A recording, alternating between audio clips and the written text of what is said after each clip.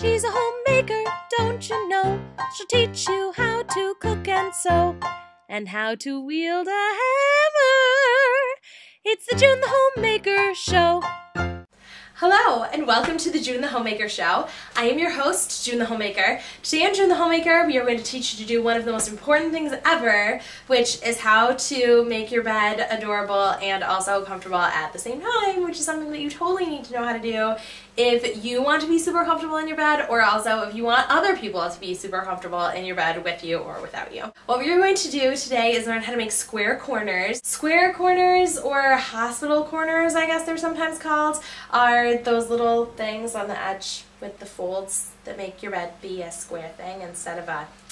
You'll see. So I have this sheet, and this blanket, which I know it doesn't match, whatever, it'll make it easier for you to see. Step one, what I think is the most fun part of making a bed, because you basically just get to throw things. Oh, that did not work very well.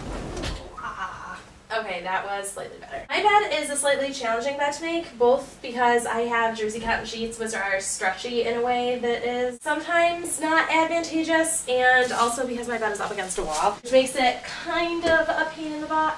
For you YouTube audience, I will do almost anything. Make sure that the top of your sheet is at the part of your bed where you want it to be eventually.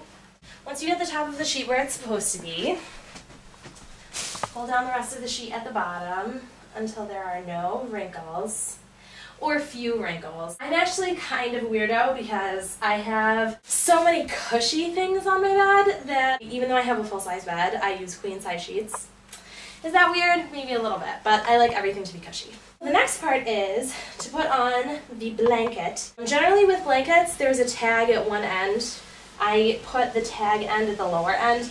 This blanket, I know, is a square, so it doesn't matter if it is long waist or short waist. And by it doesn't matter, I mean it doesn't have a long waist or a short waist. Once the sheet is on here, I generally just start the blanket off at the top where it is supposed to be and then pull down the rest of it. I like to keep my blankets just a little bit below the sheet because of a trick that I'm going to show you in a minute. You can pull down the rest of the blanket. Ta-da! Looking beautiful so far. Now the super trick.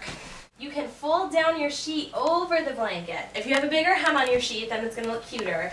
But I'm just going to show you a little bit. If you pull down the top of your sheet over your blanket, then it's super easy to get into your bed at night under everything that is on your bed. Super cool. Now is the sort of tough part. You have to pick up the mattress on the end of your bed and tuck everything underneath. The motion kind of like that. Like you're welcoming the world to your bed.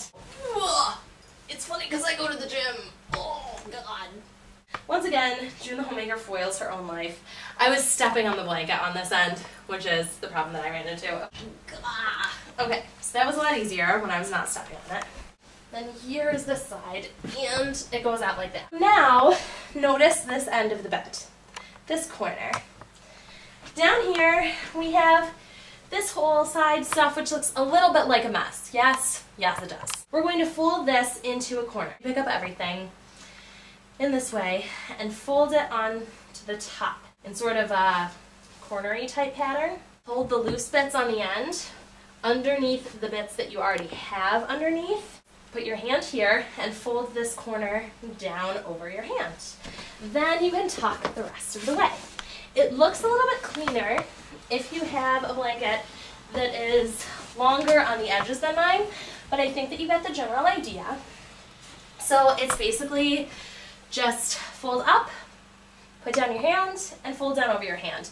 And then you get this nice little corner, which we refer to as a square corner.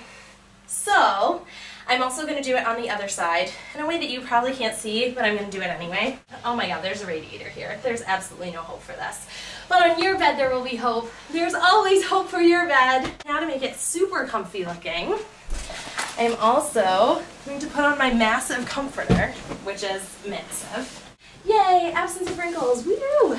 I like to put my pillows this way so that they sit up against the headboard, because I like a lot of pillows. Let's be honest, pillows is the name of the game. Then you have to add a stuffed animal. Now this is my oldest stuffed animal. I got him when I was 2 from my grandma. He's falling apart a little bit. A lot of people think the Snuggles in the commercial is really demonic, but this little guy sticks by you. When I was a little kid, I always used to imagine that he could grow to be like person-sized and take out any monsters that were hiding in my closet. The point is, he totally deserves a space in the middle of my bed.